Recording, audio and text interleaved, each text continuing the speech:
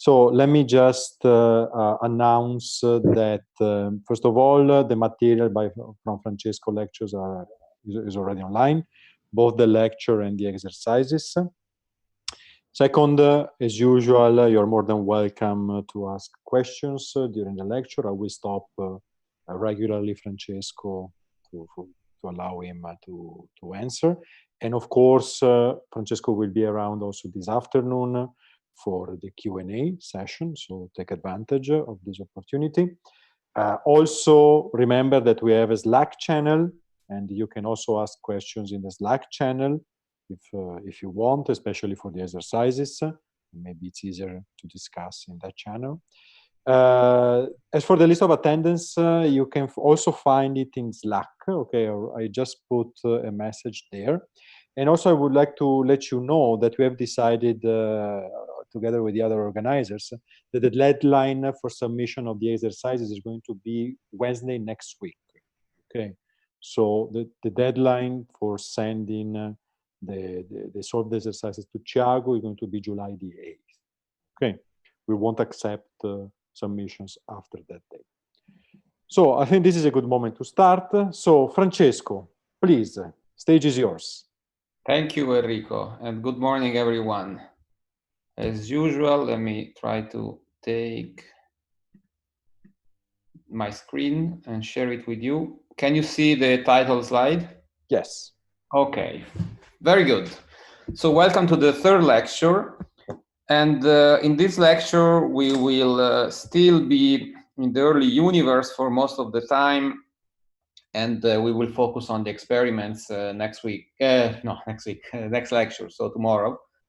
But this lecture, we will do a more careful job about keeping track of the cold relic number density, and we will introduce a new tool known as the Boltzmann equation. We will present a plausible derivation of this equation. We will solve it semi-analytically. I will show you numerical results.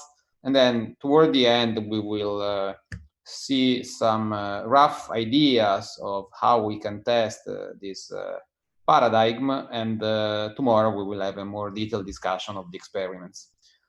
As usual, feel free to ask questions at any time. I will ask Enrico regularly if there is any questions, so we can take a break and answer your questions. And let's start. So as I said, the first part of this lecture will be still on thermal freeze-out, but we will use a new tool that will allow us to perform a more careful analysis. We will focus only on cold relics for the reasons we discussed yesterday, namely, they are the only viable option. Okay, so if the relics are hot, we get too much free streaming, and so we are excluded by observations. So here is a summary of what we saw yesterday for cold relics. As I said, we will just focus on cold relics. So the dark matter number density keeps track of the equilibrium distribution up to some point known as the freeze-out. The freeze-out can be estimated by solving this equation, where XFO is the ratio between the dark matter mass and the freeze-out temperature. We saw that for typical values of WIMPs with masses and WIMP cross-sections, this is around 20 or 25. Then we can compute the number density, the co-moving number density at the freeze-out. And given the fact that after freeze-out there is no interaction anymore and the number density just changes with the expansion, then this value of the co-moving number density at the freeze-out is the same as the value today. And finally, we can use this information just by multiplying with the mass and by the entropy density today to get the density today, the mass density today. And once we divide by the critical density, we get the omega parameter, and we found this general equation. So our goal today is to derive basically the same result. In the end, the result we will find for the Relic density will not be very different. In particular, it will be scaling as the inverse annihilation cross-section. But we want to derive this by using the so-called Boltzmann equation, which is a differential equation that describes the time evolution of the dark matter number density. So it will be an equation that will look like that. It will be d and chi, the time derivative of n chi, equal to something that we need to figure out. The right-hand side cannot be 0 because the number density is changing. At least it's changing because of the expansion. And we also, here we will perform a derivation that is simplified. You can derive this equation rigorously by taking the general relativity framework with the Friedmann-Robertson metric. And this is not something I will do because I'm not assuming that everybody knows general relativity. But as you will see, we can make it plausible. And the form of the Boltzmann equation that I will give you will be correct. So what are the reasons why the number density changes? So there are two reasons, at least within the framework of thermal freeze-out for cold relics. One reason is the Hubble expansion. So the number density is getting smaller as the universe is getting bigger, just because the volume is getting bigger. So if there is no particle number changing interactions, the density will drop as the volume. And then there are, of course, collisions, as the annihilations we discussed yesterday. If there are collisions, then the number density will change because these reactions change the number density. So let's start from the first term in the Boltzmann equation, which is the one accounting for the Hubble expansion. And this is universal in the sense that it only depends on the fact that the universe is expanding. And if you look at the general relativity derivation, this is a consequence of the geometry of the Friedmann-Robertson Walker metric. So it has nothing to do with the interactions. And as it should be, the space-time is expanding. And so this term in the Boltzmann equation accounts for that. So we can actually derive this without too much effort because we know that in the absence of collision, the number density of chi must scale as a to the minus 3, the scale factor to the minus 3. So we want that d dt of n chi a cube, this must be 0. So you do some trivial algebra and you find that you get this combination that needs to be 0. The a cube overall factor is different from 0. So in order to satisfy this identity, you need this combination to be 0. So in the absence of collisions, the Boltzmann equation is dn dt plus 3hn equal to 0. If there are collisions, of course, there is something else on the right-hand side that is the next thing we're going to discuss now. So this factor here is universal, has nothing to do with the dark matter interaction. It's a property of the space-time of the expanding universe, which is stretching because of the Hubble expansion, and it's true for every type of relic. Now we consider collision. So here, of course, what you find is model dependent in the sense that it depends on the dark matter model you're considering. So I will present the Boltzmann equation for binary collisions, which means 2 particles in the initial state, 2 particles in the final state. So I take the process where there is 1 dark matter particle in the initial state, and then there is B, C, and D. These are generic particles. It could be chi itself, actually. So the equation I'm going to present can be used to replace B, C, and D with anything you want. Okay, so B, C, and D at this level are very generic. Okay, and so the Boltzmann equation will look like this: dn dt plus 3hn, the left-hand side describing the geometry of the universe, equal to a sum over all possible processes involving chi, the dark matter particle. Okay, so typically when you consider a specific model, there will be one process that is dominating and is leading and is controlling the thermalization and the departure from thermal equilibrium. But you can include as many as you want. They go linearly they appear linearly in the right-hand side of the Boltzmann equation. Okay, and this quantity here appearing on the right-hand side of the Boltzmann equation is called the collision operator.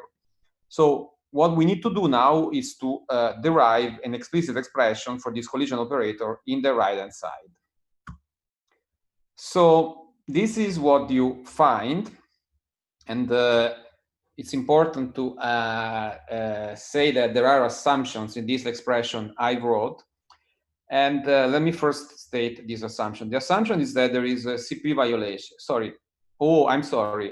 Not sorry. There is a typo here. I will fix that. Such as CP, absence of CP violation. Absence of CP violation. So I will fix this in the slides, and I will ask to update them on the school website.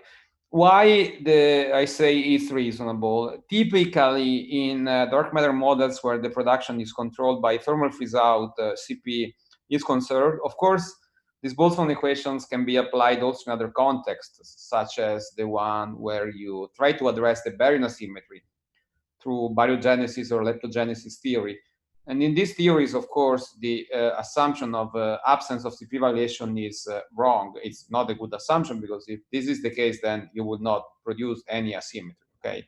So in this case, and I apologize for the typo here, absence of CP violation, then the statement of CP conservation means that this matrix element, the matrix element you compute in quantum field theory from Feynman diagrams, this is equal to the square matrix element is equal to the one for the inverse process, the process where C and D goes to B and chi.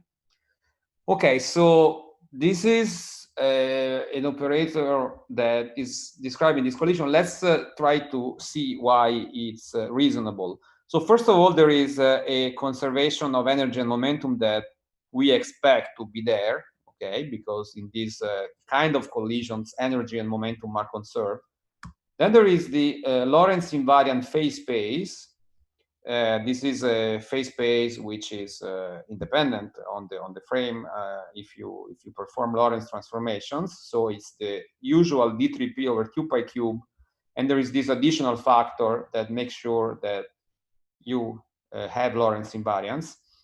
So this is accounting on the initial and final states. The square matrix element is also reasonable that it appears because it gives us the probability for that type of process to happen. And then there are these distribution functions that tells you what is the probability of having a given particle chi and an even particle b in the initial state. But then there is also another term with an opposite sign, which tells you what is the probability of finding a particle c and a particle d, and in that specific state. So the reason why you have two terms in this bracket is that this collision operator is actually accounting for the process chi b going to CD, and also for the opposite process, CD going to chi b. So you have two terms. You have this one and you have this one. And this one, the one that accounts for the direct process, chi b going to C and D, as an overall minus sign, okay?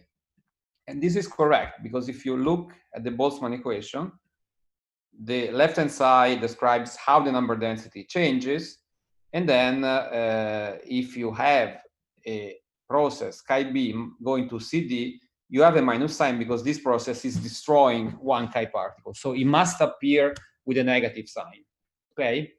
So of course, the opposite process has a minus here, which combines with this minus to give a plus. And this is a plus because this accounts for the inverse process, CD going to B and chi. So you are creating chi particles, and so it's reasonable that they appear with a plus sign. Okay, very good. So now there is a derivation that is standard, and I put that as one of the homework for this lecture, the first problem. You can show that the collision operator is given by this expression here. There are actually two ways to write this collision operator. One with the cross-section thermally average, and I give the definition of the thermal average in the problem set, so you can look what I mean by that. In this case, you have the cross-section for the process chi b going to CD. In the other case, you have the cross-section for the inverse process. You can use both of them, and when you do this calculation, there are situations where one is more convenient than the other, okay? So you can use both of these terms. So this is general, and it's true for every B, C, and D. So any particle in the initial and final state, as long as there is at least one chi particle, because you want this to have an impact on the number density of chi. Now, we focus on the so-called Lee-Weinberg scenario, which is the framework proposed by this very important paper from the late 70s, where you have a cold relic annihilating to standard model final states in thermal equilibrium. So the process you actually have is this one, okay? So if this is the case, you see that when you have N, C, and ND, which can be replaced by the equilibrium value, you have a simplification between the numerator and the denominator here. You see, this cancel this. So the Boltzmann equation for this case is quite simple. Okay, so you can try yourself to take the general expression I gave you and then rederive the case for this specific framework. And the left-hand side, of course, is always the same, but the right-hand side is given by this, where sigma v is the annihilation cross-section for the dark matter going to standard model final states. So now the goal is to find the time evolution of n chi, because we know the initial condition for this differential equation. If you go back enough in time, then you have that the number density must follow the equilibrium distribution, and so you have an initial condition for this equation. And then you can use this initial condition to solve this equation at times as late as you want. In particular, your goal should be to find the number density of dark matter today, because then you can compare that with observations. Okay, so this is the equation we want to solve. It's actually convenient to employ dimensionless variables. And dimensionless variables mean this quantity that we already know very well by now. It's the comoving number density, is n chi over the entropy density. And then instead of using the time as the evolution variable, the time of the Friedmann-Robertson-Walker metric, here we use the temperature, okay? Remember that time and temperature are related. This is something we discussed yesterday when we discussed the primordial bath. So time and temperature are related, and it's actually convenient to use a dimensionless version of the temperature, which is given by m chi over T. If you remember, x FO was defined exactly in the same way. Now, this x is valid at the generic time. Anytime you want, you can evaluate this function, and then you find the associated values of x, okay? The reason why you define this as m chi over T and not as T over m chi, that's also a possible choice. The standard choice is to have x equal to m chi over T. And in this way, as the time goes forward, x grows, because as the time goes forward, the temperature gets smaller, and so x gets bigger. So the second problem, this problem set, so both problems are on the Boltzmann equation. It's an exercise where I also guide you through all the intermediate steps, and you can show that the Boltzmann equation for this Lee-Weinberg scenario expressed in dimensionless variables is given by this expression here. So you see that on the left-hand side, you have dy dx. On the right-hand side, you have a term proportional to the cross-section.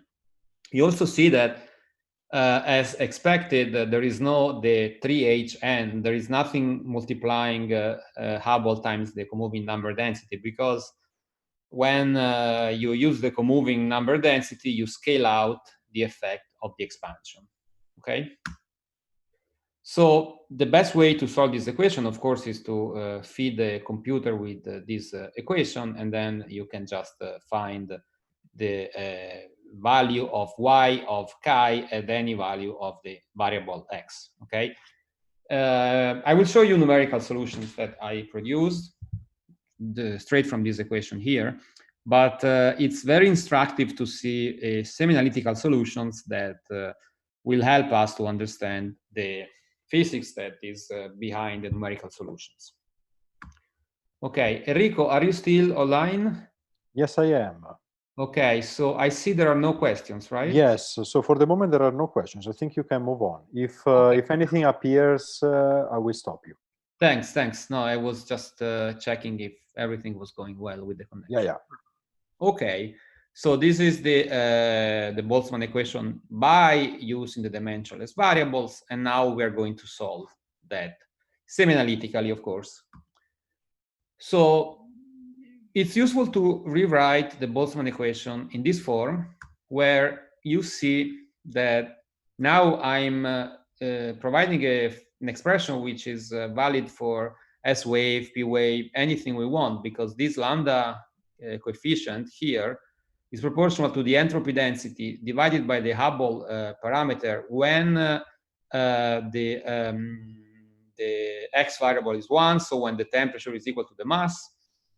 And then the sigma v is any function of x, which means any function of the temperature, which means it could be S wave, it could be P wave, it could also be some more complicated cases that we will not discuss, okay? So it's actually general, this procedure, unlike the one I discussed yesterday, where I mostly focus on the S wave case, okay?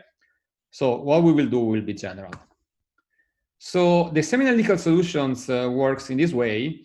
We will solve approximately the Boltzmann equation in two opposite regimes, before and after the decoupling, and then we will match these two solutions at the freeze-out point, where the freeze-out point is defined exactly as I showed you yesterday. This equation with some variation is not exactly the treatment that you find in this book, but I learned this semi-analytical equation for the first time in this very famous book that is, oh wow, it's 30 years old now. So it's, despite being 30 years old, is still very, very useful. Of course, this is a very quickly evolving field. So many things have changed, but I suggest this reading. And this is treated in chapter 5 of the book by Colbert Turner. It's really a fantastic book. Okay, so let's start from the case where you have a temperature much larger than the freeze-out temperature. So we are at early times now. So we are going to provide a semi-analytical treatment at early times. It's convenient to write down the Boltzmann equation for this variable delta. Okay, delta is y minus y of equilibrium. So it's just a change of variables. This is the equation you get for delta.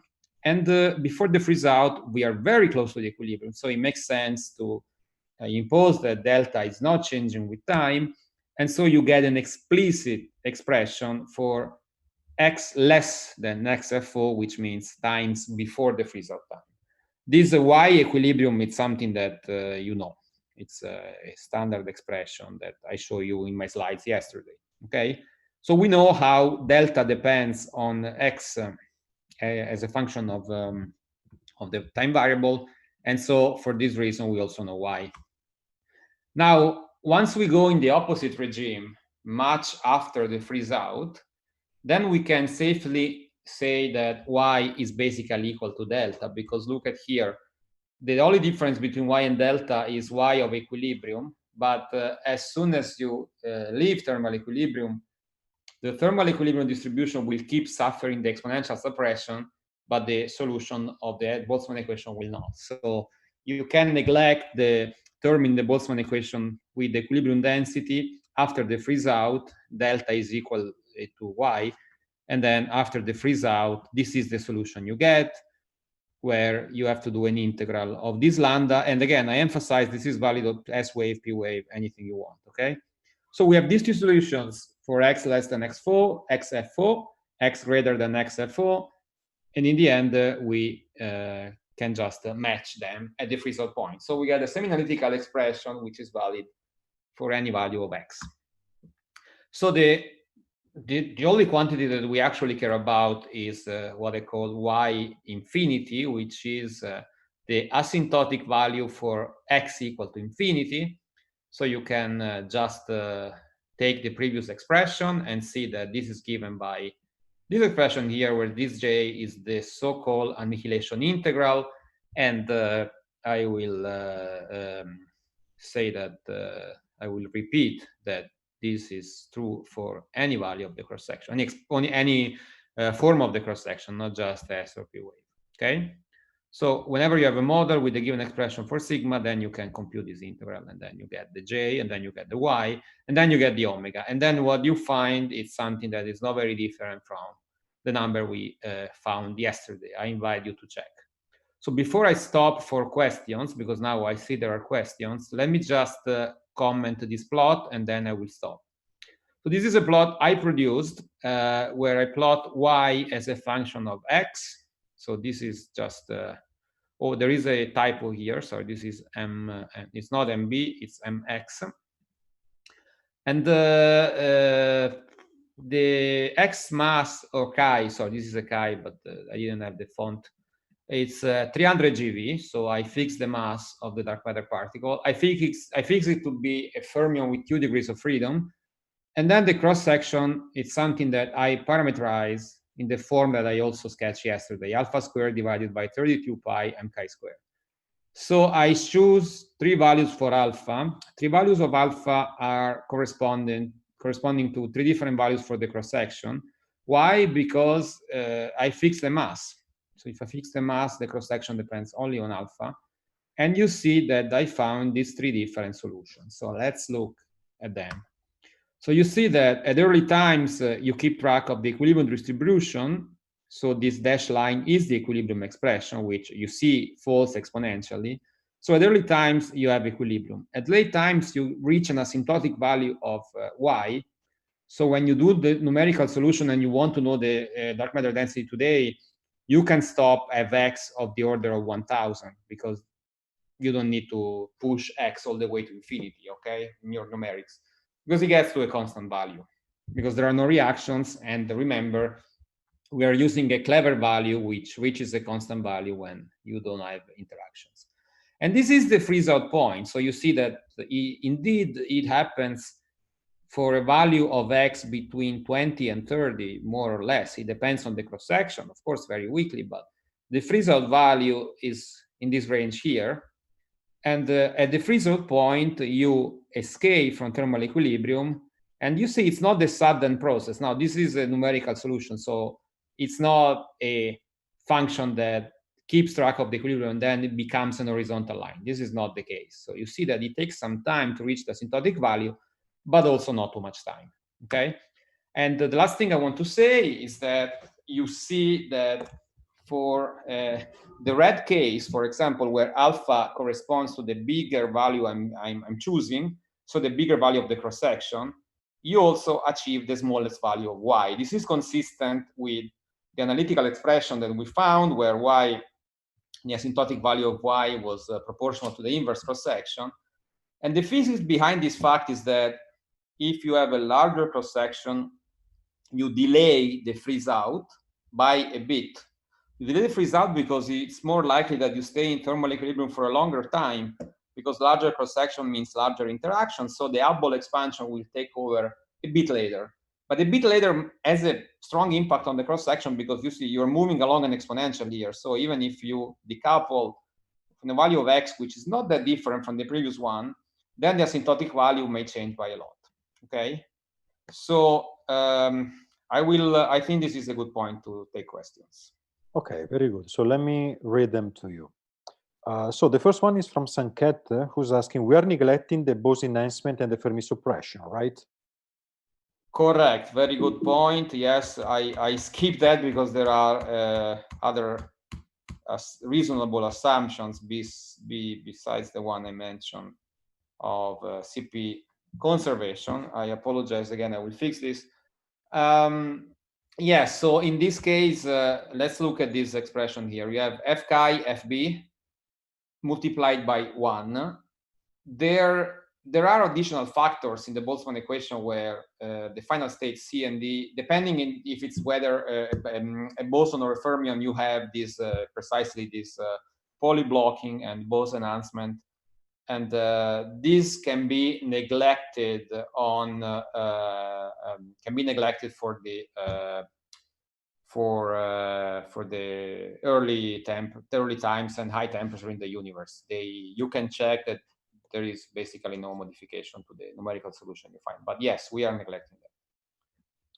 Very good. So now we have a couple of questions from Ankit from Anupan about what S wave and P wave refers to and how they appear. What S wave and P wave means? So S wave and P wave is something I mentioned yesterday, and when you do the relativistic expansion for the cross section, let's see. When you do the relativistic, for example, you have this cross section here. Maybe it's better to look at this one. Yes, sigma V. Okay, so sigma V, before you take the thermal average, you can compute this sigma V in the non-relativistic limit, since these are called relics, and you can expand the amplitude in partial waves the same way you do in non-relativistic quantum mechanics. This is the general procedure in non-relativistic quantum mechanics. It's not something special to dark matter genesis. And then you have the S wave, the P wave, corresponding to different values of the orbital angular momentum, L equals 0, L equals 1, and so on. So the S wave is the case where sigma V is a constant. The P wave is where sigma V is proportional to V to the square, and so on. Okay, so you have a higher power of V, which is a higher suppression because V is less than 1 for larger partial wave expansions. So there is an exercise, I believe, from the problem set from yesterday, where I gave you two explicit Lagrangians, two explicit theories, and you can check if you can reproduce the result I gave you. In one case, you get an S wave cross section. In another case, you get a P wave cross section. Very good. So we have one more question from Ankit, who's asking, is the freeze-out value of the relic density fixed in the co-moving volume, meaning without the effect of the expansion? Yeah, so the freeze-out value of the co-moving number density, so the co-moving number density is the density of dark matter particles in the co-moving volume. That's the definition of co-moving number density. And after freeze-out, it's fixed. In the discussion we had yesterday, which was very approximate and not very quantitative, we treated the freeze-out as an instantaneous process. So the freeze-out value was the moment when the freeze-out, the co-moving number density was getting to a constant value. You see from this plot that it actually takes a bit, but not too much. And once this line becomes horizontal, then the number density of dark matter particle in a co-moving volume is not changing, which is the same as saying that Y does not change. Okay, very good. So we have one more question or comment from Sudipta. I'm not sure. I'm going to read it and then you can comment on it. So Sudipta writes the following. The thermally average cross-section has all the information about S and P wave and so on. I think it's a comment, actually. Can you repeat, please, the question?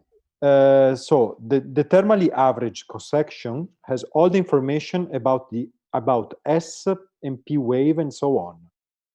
Yeah, so there is actually an expression that you can use to compute the full sigma V without doing any partial wave expansion.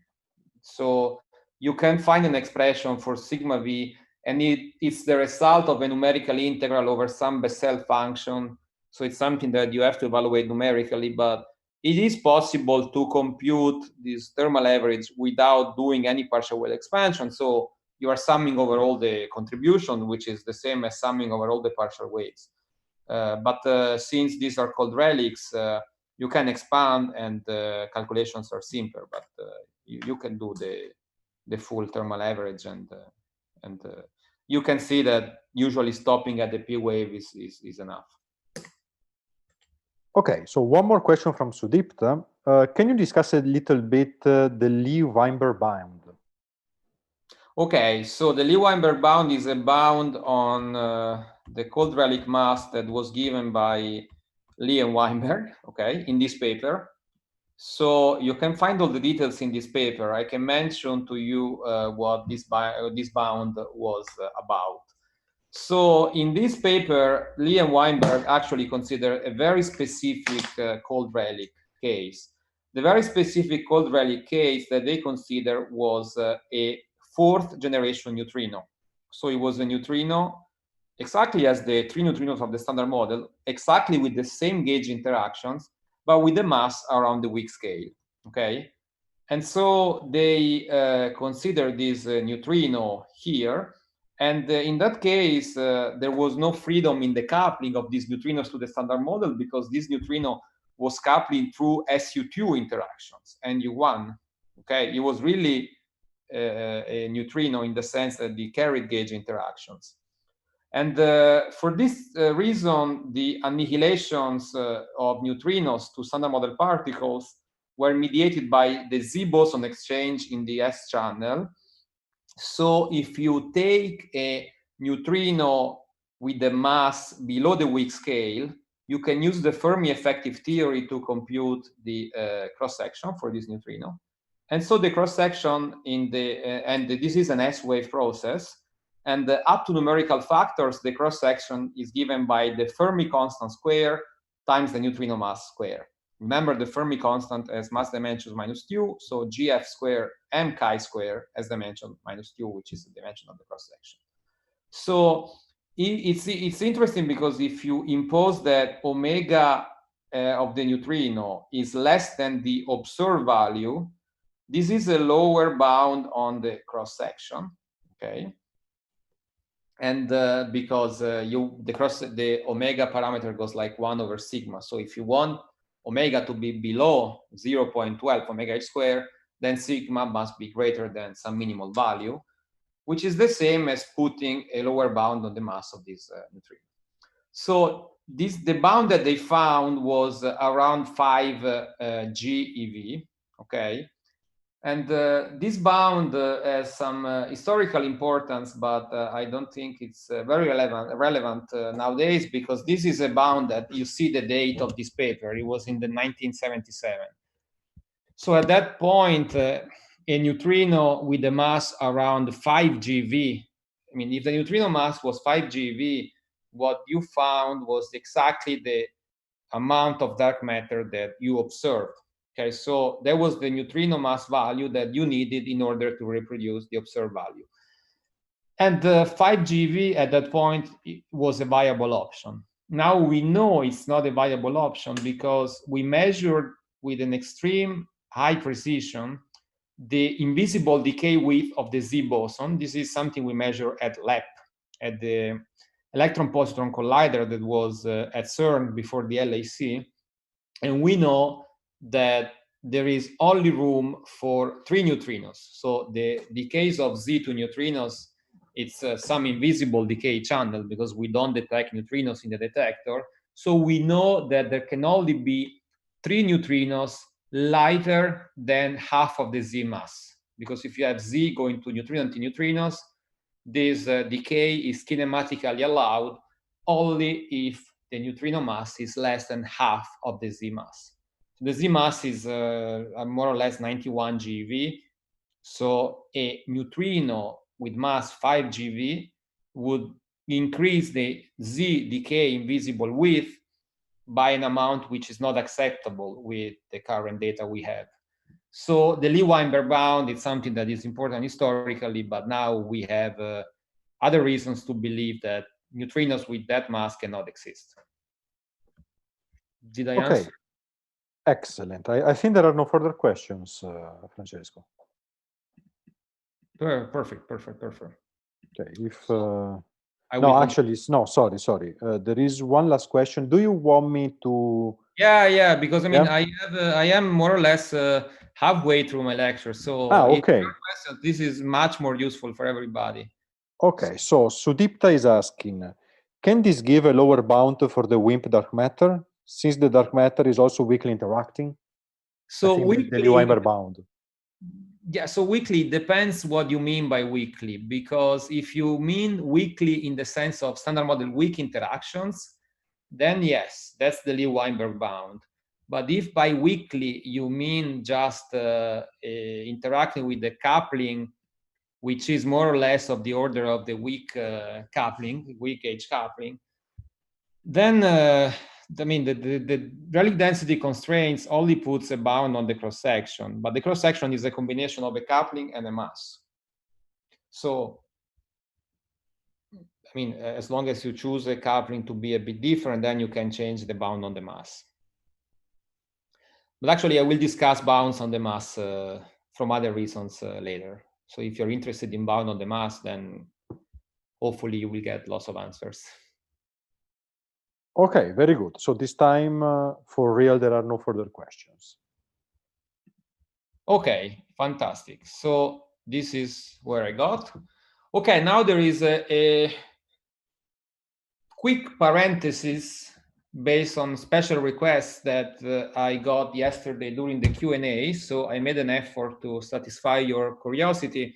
And please suggest me even today or tomorrow during the Q&A, if there is something you would like to see during these lectures, I can make an effort and discuss that. Of course, I can do that if it's close enough to the topics I'm discussing. If it's something completely different, maybe I can give you some reference, but it's difficult to make it fit within my discussion. But the two requests that you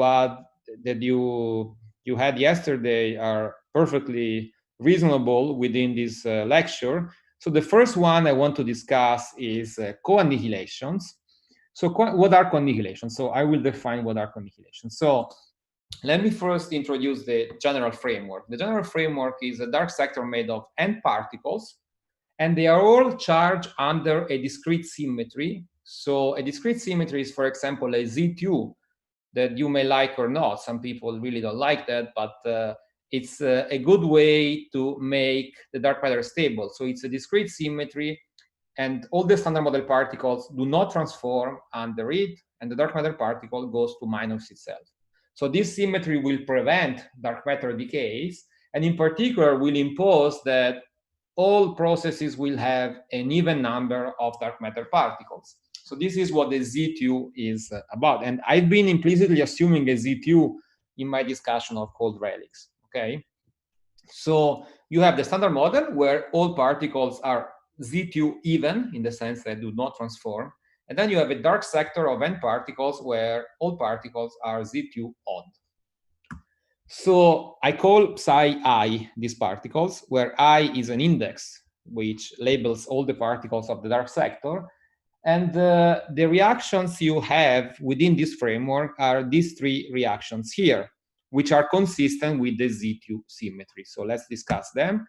The first one is, well, if I is equal to J, then this is the annihilation, okay? This is something we've been discussing already. But if I is different from J, this reaction, of course, does not violate the Z2 symmetry, and it's known as the co-annihilation, okay? Then you have the symmetry crossing process, which is it's not elastic. It's elastic if I and J are the same, but these ensure that I and J share the same temperature, so it ensures that they are in kinetic equilibrium, which is a good thing to know for a technical reason that you can ask me later if you want. And then there are the dark sector decays. So I'm labeling my particles in a way that psi1 is lighter than psi2, which is lighter than psi3, and so on. So psi1 is my dark matter candidates. And of course, psi2, psi3, all of them, they can decay to the lightest one. Again, this decay here does not violate the Z2 symmetry. By the way, these co-annihilations was discussed in this very important paper from '91, where they discussed three exceptions on the calculation of relic densities, and co-annihilations was the first one of them that they discussed. So if you're interested in learning more, you can read the paper, which is very clearly written, and I remember reading it for the first time, it was very clear. So the nice thing about the co-annihilations is that you can solve for the abundance of dark matter particle. Even though you have a complex system of n particles, you can solve by reducing the problem to a single differential equation, which looks like the one of Lee-Weinberg. And there are this n here is the total number of dark matter particles. There is an effective cross-section where there is some thermal factor. So I put all the equations here. You can find this equation even in the regional reference, but you see that all processes contributes. So this sigma ij is the cross-section for the co-annihilation with I and j in the initial state. These delta factors are mass splitting. So you see that if you account for particles with heavier masses, then there is an exponential price to pay. And this is the reason why yesterday in the Q&A, I mentioned that this is something that has an impact only if the mass splitting is not too large, okay? But you can find all the details in this paper. These are the key equations, okay? And the good thing is that even though you have a system of many particles, then you can reduce to one differential equation. The second variation that I was asked yesterday is the so-called semi-annihilation. This is something that I studied with one of my PhD advisors, Jesse Thaler, when I was a graduate student. And in this case, you define semi-annihilation basically as a process where you have the same initial state. Here, chi is a dark matter particle, but in the final state, you have a dark matter particle and only one standard model final state, okay? So we call it semi-annihilations because unlike annihilations where you destroy two dark matter particles, semi-annihilations destroys only one, okay? So you go, instead of going from 2 to 0, you go from 2 to 1. Okay, so if you're interested in the details, I invite you to read this very beautiful paper, of course, if you ask me. And but it's written very clearly, and there are several cases that are studied. So I would like just to mention the key features of semi-annihilation. First of all, you can generalize it also when you have a dark sector with more than one state. So these I, j, and k will label different states. And you see that if you want all of these particles to be stable, I, j, and k to be all stable, or even if you don't, but you want them to be charged under the same symmetry responsible for dark matter stability, so this cannot be a Z2. So if you have a Z2 symmetry, you cannot have semi-annihilation. So you need something larger, and there are cases discussed in this paper. But also you have to be careful because you can take the symmetry crossing diagram for this semi-annihilation, and then you induce a dangerous process, which is a dark matter decay, okay? So you have to make sure that this is not the case, and this is not the case if you satisfy a triangle inequality. So you see here that the masses of the three particles involved in the process can either close or not the triangle. And when they satisfy the triangle inequality, in other words, when you can close the triangle, as in this case, this decay is kinematically forbidden. So the simplest theory, which we studied in that paper, and then if you want to know more, you can read the paper, is when the symmetry is a Z3, okay, so not a Z2. In this case, you still have regular annihilations and you have semi-annihilations. You can solve the equivalent of the Boltzmann equation, where now you see that there is a different collision operator for this other reaction. And then you see that in the parameter space where you have the amplitude for annihilation and the amplitude for semi-annihilation, you have this green band that gives you the Relic density for a given value of the dark matter mass. So you can have that the production is controlled entirely by one or the other, or a bit of both, okay? And then there are interesting implications also for indirect detection that you can read in that paper. Okay, but now after this, so is there any question about these two variations that I was asked yesterday? Because now I get back to the single relic problem. So there are two questions. So the first one is from Vinicius, who's asking why the process psi I plus standard model going into psi j plus standard model does not contribute to the effective sigma. This Excellent process question. contributes to the relic density of psi I. Very good question. So maybe I was not clear enough. So in this case, you have this set of psi particles, psi I, psi j, so 1, 2, 3, 4, all of them. And these psi I particles are sharing the same Z2. So only the lightest one is stable. So the question is, so why the second line doesn't contribute to the effective sigma? Yes, okay, so exactly. So that is the question. Very good. So the reason is that you can look at the derivation and you see that it goes away for the following reason. There is a simple reason.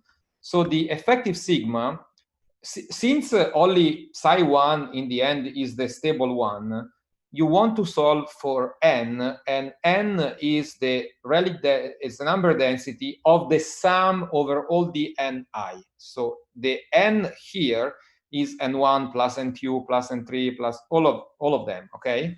Because in the end they all decay to n1 to psi 1. So you only care about the sum of all of them.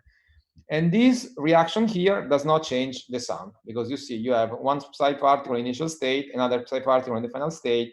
So in the individual equation, the equation for n1, for n2, n3, you will see this process appearing. But once you sum over all of the Boltzmann equations, and the left-hand side is just the sum of the left-hand side of all the other equations, you see that there is a cancellation between the direct and the inverse process, because in the end, the total number of psi's, which is this variable n, is not affected by that process. Very good. We have one more question from Ankit, who's asking, with respect to Z2, how different is the Z3 symmetry? So the So the Z2 is this case where a particle charge under the Z2 the charge is e to the I pi, because a to the I pi is -1, okay? So if you have a chi particle charge under the Z2, an interaction with chi square will be Z2 invariant. If you have an interaction that must respect a Z3 symmetry, then you need a chi cube interaction, because you see each one has a charge equal to this number here. If you have a chi cube, you get e to the I 2 pi, which is equal to +1. And by the way, the chi cube interaction is the one you have in this vertex here. You see you have 3 chi's. So bottom line, you have to respect this charge here, and every operator you write in the Lagrangian must respect this symmetry here. For the Z2, you have e to the I pi. Okay, looks like both Vinicius and Ankit are satisfied. And Very there are good. no further questions. Fantastic. So let's see. I'm here and I have, yeah, so we have a lot of time. So feel free to ask all the questions you want. I'm on purpose keeping the discussion simple so we can discuss and have a lot of interactions. And we have for sure time also to take more questions. So before I discuss about dark matter searches, I want to discuss what a good mass window for thermal relics, for cold thermal relics is, because the output of this analysis will set a target for experimental searches, okay? So what I want to discuss now is, given this fantastic way we have to produce dark matter in the early universe through thermal freeze-out, what are the masses for the dark matter particle that can work, okay? So here I show you again this diagram that must be clear by now. And the Relic density constraints, they bound the annihilation rate at the freeze-out time. And this annihilation rate at the freeze-out time is given by this number. And I encourage all of you to show that if you have a cross-section of more or less 1 picobar, which is maybe it's more like 0.7 picobar. I mean, the number that you need is the cross-section to reproduce the Relic density, actually the best thing you can do is the next plot. If you have a software that can allow you to solve differential equations, it's a good exercise. But the first thing I think it will be useful is to show that if you have sigma v expressed at the scale of 1 picobar, you reintroduce the speed of light, and then you show that the number that you get is this one. Okay, it's a straightforward exercise, but you know, the sigma v expressed in picobar is valid in a system where the speed of light is equal to 1. Here, I'm just using, if you want, the international system, or actually the CGS, where you have centimeter gram per second. Okay, so this is a good number, and it's important to be familiar with both choices for the number, because when you read papers, you encounter both.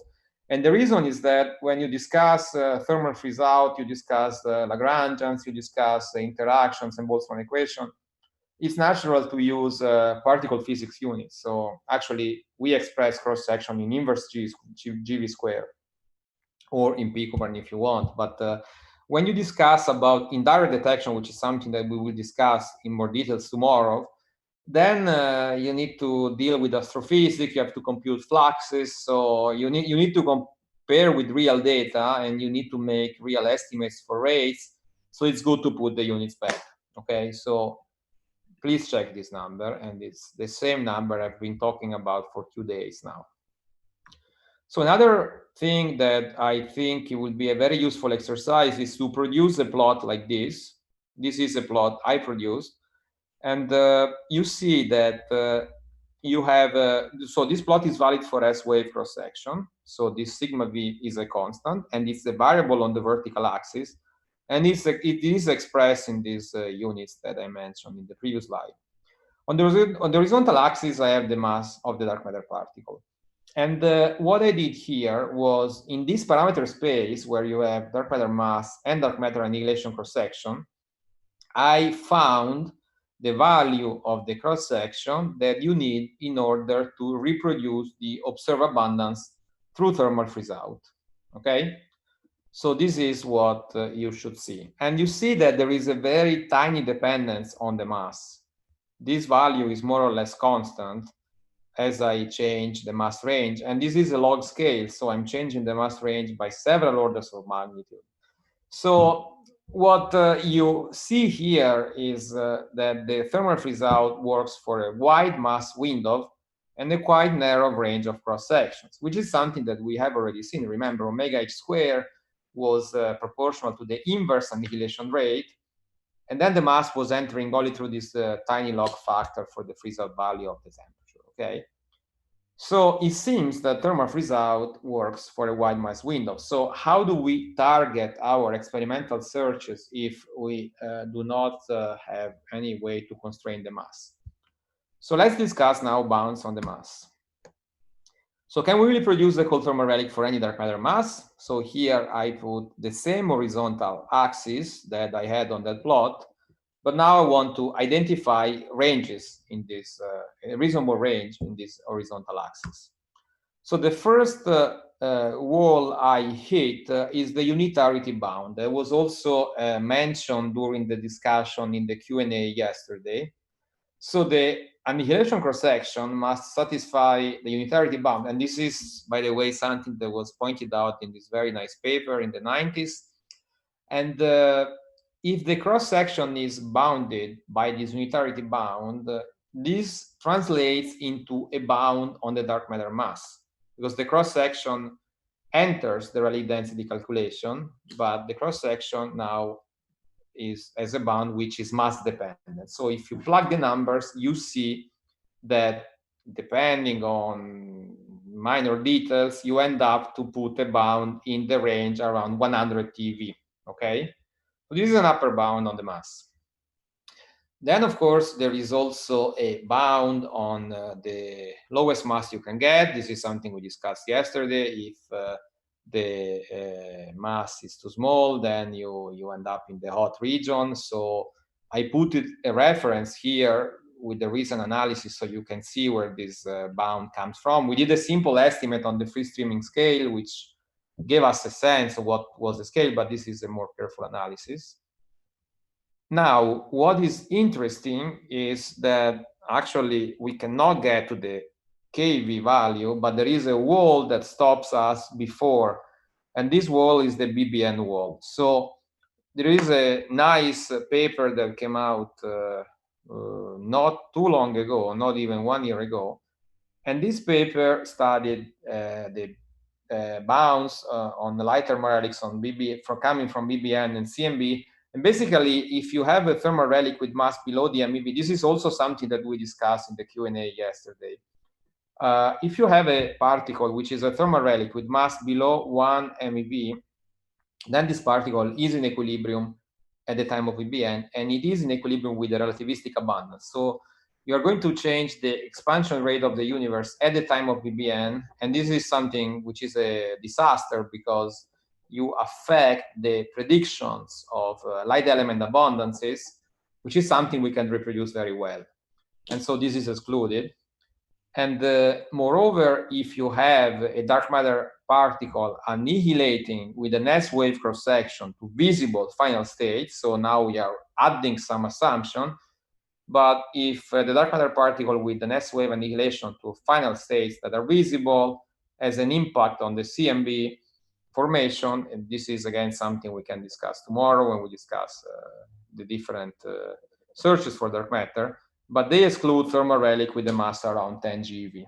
Okay, so the wave mass window where the annihilation cross section is S wave. I mean, it could be P wave. There is nothing more, but we will focus on experimental searches for dark matter particles with a mass in this mass range. The reason why I am putting some emphasis on the S-wave annihilation to visible final state is that if I want to test these models with indirect detection, I need an S-wave cross-section, because if it's P-wave, then the velocity suppression is too severe. Now the velocities are much, much smaller than the values, the typical values that they freeze out. So I get a rate that is really low, okay? For direct detection and for collider, actually, it doesn't matter. It could be even lower, but then you have other problems that I will mention tomorrow. Okay, so Enrico, I have a preview of dark matter searches, but before I have my preview, maybe we can see and go through another iteration of questions. Yes, there are a couple of questions. Let me read them. So Dibiendo is asking, for the case of co-annihilation, psi-I, psi-j going to standard model, there are two different particles involved in the initial state. Now, if we want to calculate the interaction rate n sigma v average for this particular process, which n should we use? N psi-I or n psi-j? Good, very good question. So my answer is that the best thing to do is to compute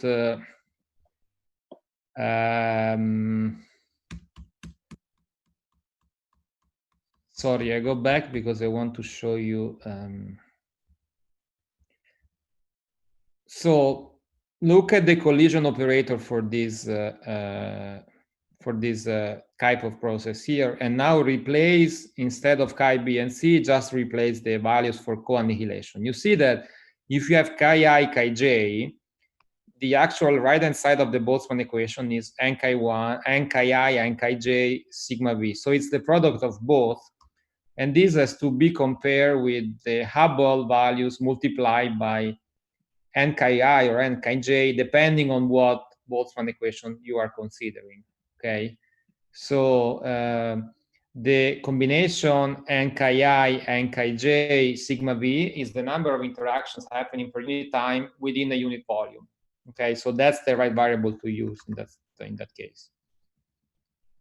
Very good. So we have one more question from Sanket, who's asking, with regards to the sigma v versus m plot, wasn't sigma v quadratically dependent on the mass from the homework, for instance? Yeah, so I'm treating for this plot m and sigma as independent variables.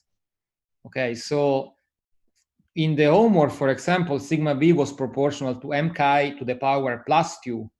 But in this case here that I show for the numerical solution was proportional to the m chi to the minus 2, okay? So the relation between sigma and the dark matter mass is a model-dependent issue, okay? It depends on the model you are considering. For the Lee-Weinberg bound, the cross-section was Fermi constant square m chi squared, okay? So it depends on the model. I would say that to produce this plot, which is, by the way, what we did when we discussed also the analytical approximations, you should treat m and sigma as two independent variables. And then if you have a specific model, you can compute sigma as a function of the dark matter mass and also the mass of other mediators and couplings and so on. For this plot, they are two independent parameters. Okay, so we have one question from Lorenzo, who's asking, how does the Boltzmann suppression enter in dn chi over dnt? So I don't think it does, because, I spoiled the surprise, sorry. Spoiler. Let's see, the Boltzmann equation, it's here. So there is no, there is no Boltzmann suppression here. This is the variable you want to use, okay? You see the Boltzmann suppression entering the game here, because you should imagine as this right-hand side as one term, this one describing this process, okay, going from the left to the right. This is proportional to n chi square. And then the one describing the opposite process from the right to the left, going as n equilibrium squared. So you see that you pay a Maxwell-Boltzmann suppression price for the inverse process. And the physics behind this Maxwell-Boltzmann suppression is that as the temperature drops below the chi mass, the typical energy of the standard model particles are below what you need to produce these two particles even at rest. So you pay a price. So you see the exponential price to pay as the temperature drops below the mass from this operator here. Okay, one more question from Anupam, who's asking, is all co-annihilation occurring before freeze out? So in the case of co-annihilation, actually, there are several processes. There is the annihilation, there is the co-annihilation, and the freeze out is when all of them are not being active anymore, okay? So you can talk about freeze out of co-annihilations as well. So freeze out is not only the freeze out of annihilations, and you could have a situation where annihilations becomes less efficient way earlier than the one of co-annihilations. But the freeze out, if you call freeze out the departure from thermal equilibrium that sets the relic density, is the last process that goes out of thermal equilibrium. Okay, so one more question from Sudipta. So the question is, if two dark sector particles different from dark matter annihilate to the standard model final states, meaning there is no dark matter in the initial state, do we consider that process in the Boltzmann equation? Is this process also co-annihilation? So I think it depends. So if these dark sector particles, for example, are in thermal equilibrium, which is possible, yes. So I see the example. I learn how to read the chat now from Zoom. Ah, so. Excellent. So I'm reading the example. So it depends if psi2 or psi3 are in thermal equilibrium or not. If they are in thermal equilibrium, there is nothing to worry about, because why would you solve the Boltzmann equation? You know the distribution is in equilibrium.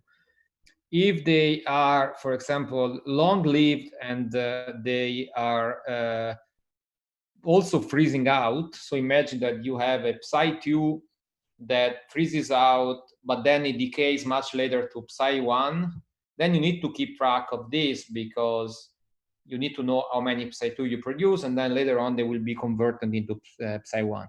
So I think it's a model-dependent issue. There are dark sectors where you have additional particles, even lighter than the dark matter, but they are unstable. They are unstable and they are in thermal equilibrium, so at that point you don't worry about them. If you have something that then decays to dark matter and it's long-lived, then it's important to keep track of them, and then to compute the total amount of dark matter you produce. Okay, so I think there are no further questions for the moment. Fantastic. So where were we? Now I need to find where we were. Yes, we were here. Okay, so I want to conclude this lecture, and I have 10 slides, so we have plenty of time even for more questions if you want. So we end this lecture with a preview of experimental searches for dark matter, and tomorrow we will have a discussion about the 3 search strategies that I will mention now. And then on Friday, we will discuss axions that are other motivated dark matter particles. Okay? And so we will end this introductory exposure to the problem of dark matter. So let's go back to this famous, by now, diagram where I have 2 dark matter particles interacting with the standard model states. And also, I remind you how the relic density depends on the cross-section. This is an equation that I showed you yesterday. So you see that, basically, if you want to produce these particles correctly, and in particular, if you want this particle to be not overabundant, it means that you want omega h squared to be at most 0.12. If it's 0.12, that's great. But if it's less, it's still okay. If it's more, we have a problem. Then you see that the cross-section is bound from below. Okay? The cross-section must be large enough if we want this number to be below 0.12. You see that from this expression. So the message from the relic density calculation is that you need sizable interactions, okay, between these particles and the standard model. So it's natural to ask, can we take advantage of this sizable interaction, not only to produce dark matter in the early universe, but to detect them today? And this is the next topic of this lecture series, and it's something that we will introduce today at the end of the lecture, but tomorrow we will devote the entire lecture to the discussion of experimental searches.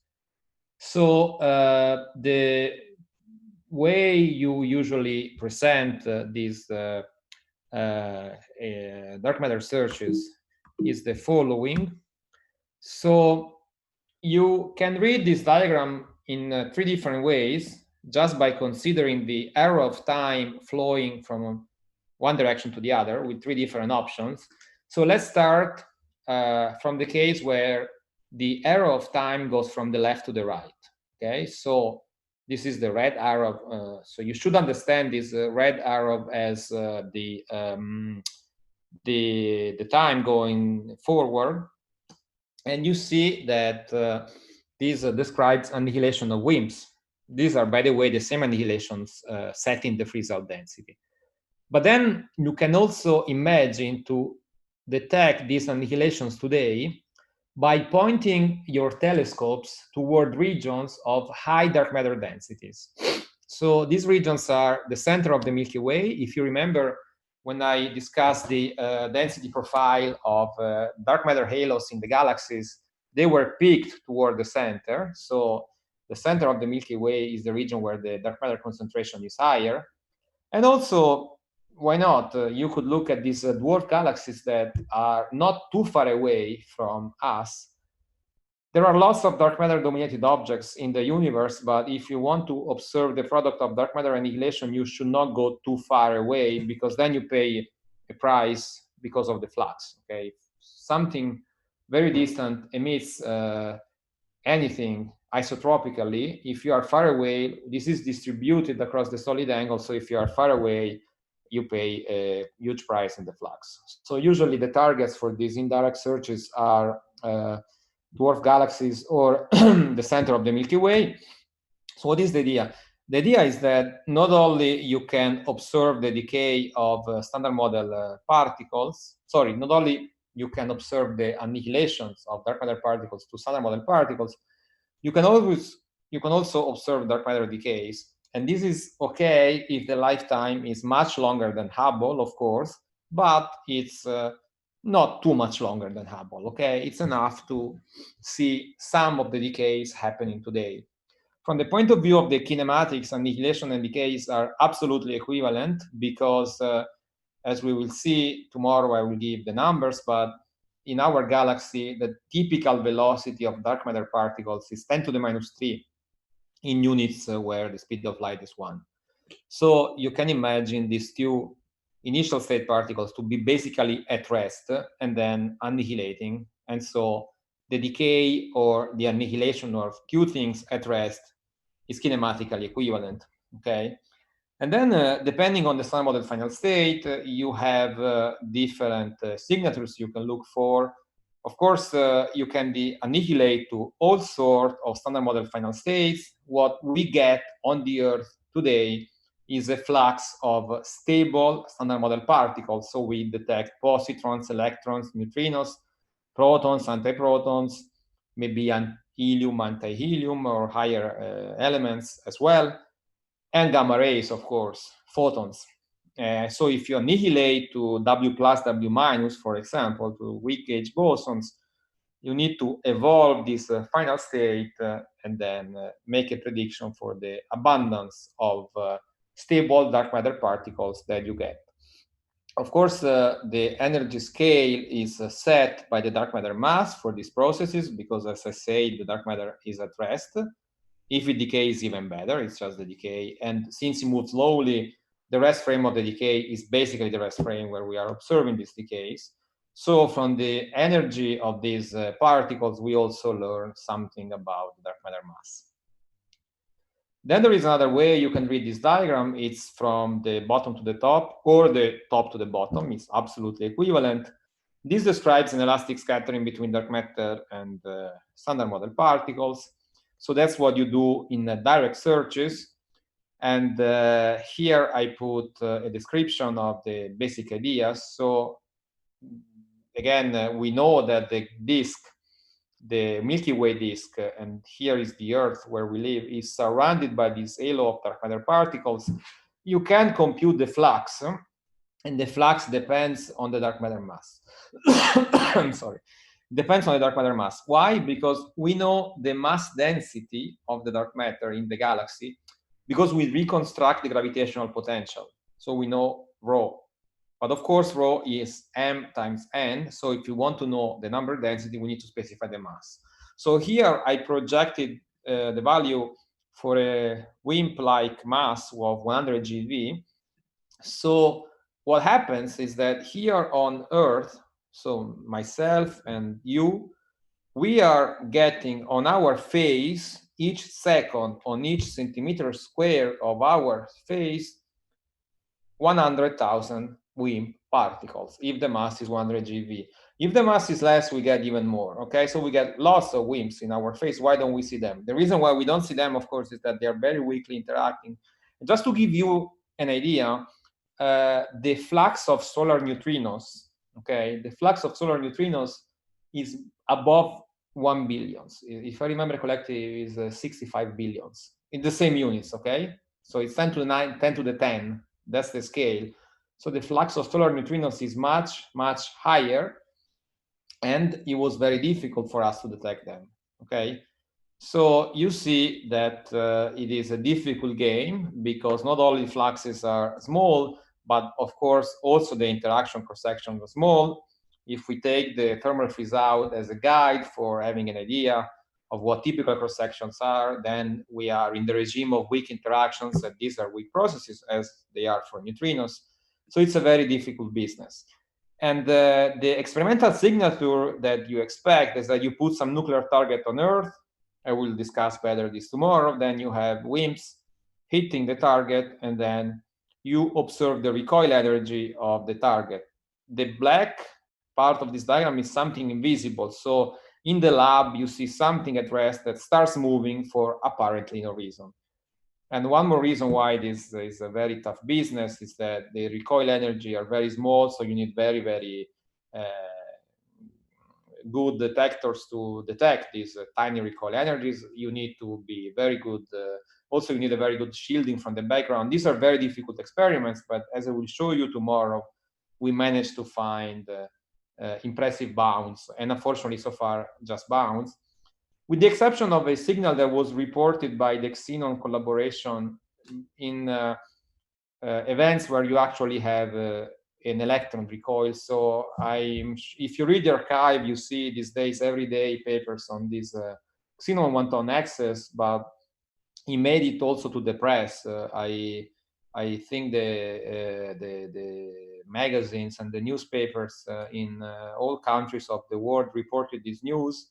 And I will say something on Friday, because one of the favorite interpretations for this Xenon one-ton access is by the axion, which is the subject of the last lecture. So I will conclude the lecture on the axion with a discussion of this data, which is something potentially very exciting because it's an announcement that was made 2 weeks ago, I believe. So it's something very recent. To conclude this overview, we read this diagram in the last possible way, so from right to the left. So this is two standard model particles that meet each other and produce two dark matter particles. This is something that we'll also discuss tomorrow, and this happens at colliders, such as the Large Hadron Collider at CERN.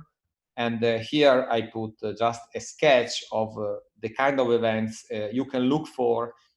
It's important that the process not only produces a pair of WIMPs, but also something else. And the reason is that if all you do is QQ bar, so this is a collision between two quarks, a quark and antiquark. If all you do is to produce a pair of WIMPs, then from the detector point of view is equivalent to producing nothing. And if you produce nothing, it's not something you can observe. So you need something else. And here I have shown the example of a monojet. So you radiate the gluon from the initial state quark. And so what you observe in the final state is only one jet and nothing else. And you infer the presence of something invisible through an apparent imbalance of energy and momentum, as I will discuss tomorrow. So these strategies, and here I put some pictures. So here, this is the beautiful view of CERN. This ring here is the Large Hadron Collider. So this is the Geneva Lake. This is a picture of the Fermi satellite. So this is for indirect detection, detecting gamma rays. And this is a view of the Gran Sasso, where you have these two tunnels where cars drive all the time, and then you have the labs, and you have experiments searching for nuclear or electron recoil. The Xenon one-ton experiments that was in the news in the last 2 weeks is at the Gran Sasso, inside the rock of Gran Sasso, here in Italy. So far, we have found no convincing evidence for dark matter. We had few hints. This one by Xenon one-ton could be another one of them, but we have no conclusive evidence. All of these searches are extremely difficult because you have to fight with really difficult background to get rid of, especially for direct detection and also indirect detection. You have tiny fluxes, you have a very tiny signals, and you have weak interactions, weak in the sense that they are feeble, so you are looking for something very rare. So this is a very difficult business. After all, we are searching for something that is invisible and weakly coupled, so it is really difficult to search for something like that. But as I will show you tomorrow, there has been an impressive progress, and this progress started in the late 80s, 90s, but I think it's reaching the maturity around these days, and I will show you what the current experimental bounds are. And the good news is that in the near future, in the next 5-10 years, we have a lot to look forward to, because there are new experiments or upgrade of older experiments that will push the bounds to a higher precision, to push the bound to they improve the sensitivity, and hopefully we will not have just bounds, but we can also discover something.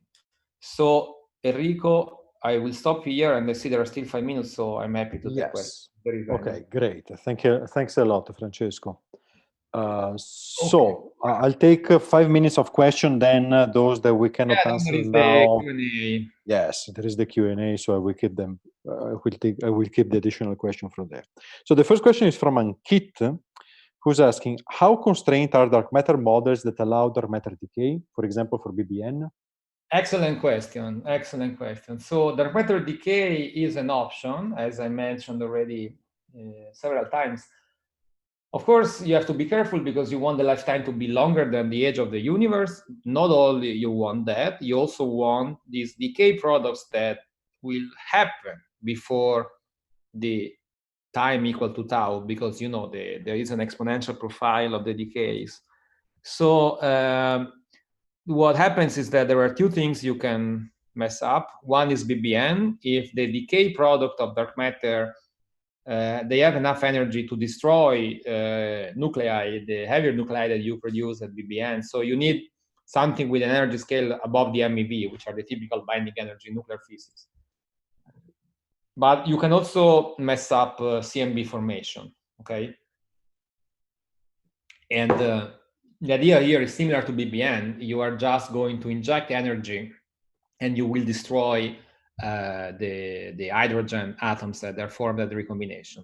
So there are constraints. And if you remember, at the end of my first lecture, when I gave you a bound on the dark matter mass, I say that there is a different bound if the decay products are visible or invisible.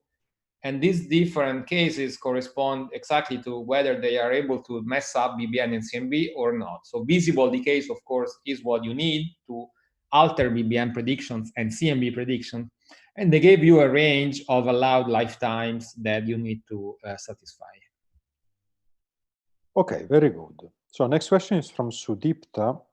So Sudipta is writing, what about the discrete symmetry then? Is the discrete symmetry breaking? Not sure I understand what he's referring to.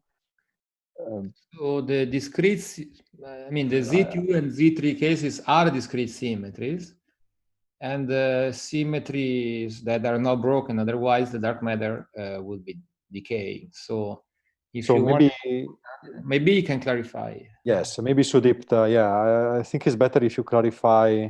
Thank you. And then we can answer. So let's move on to next question is Anupam. So Anupam is asking, how do we know which standard model particles came from dark matter annihilation or from dark matter decay for indirect observation? So this is a tough thing to know experimentally. I will show you tomorrow that for each given final state, we can, for example, predict the spectrum of gamma rays that you expect. And so you can do a fit and see what annihilation channel is more likely to give you that final state. So I will discuss this tomorrow in the lecture of researchers. Okay, very good. So a comment from Ankit, so Ankit is saying, for the flux, there is also cosmic rays whose flux is quite high at Earth's surface. Yes, absolutely. So I will also say that tomorrow. I mean, this was just a brief introduction to the three ideas. But of course, if we detect gamma rays or protons or positrons, they do not only come from dark matter annihilations. Actually, it's a minor part of them that comes from dark matter annihilation. Most of them is the so-called background, which is one of the main challenge for this kind of experiments. Okay. One more question from Sudipta. Why the co-moving number density after the freeze out take finite time to reach a constant value? Because the decoupling is not an instantaneous process, and even after you are a bit far away from equilibrium, densities are not enough to ensure equilibrium, but they are large enough that there are occasional annihilation that get rid of some of the chi particles in the co-moving volume. But as you saw from this numerical solution, it doesn't take too much. Okay.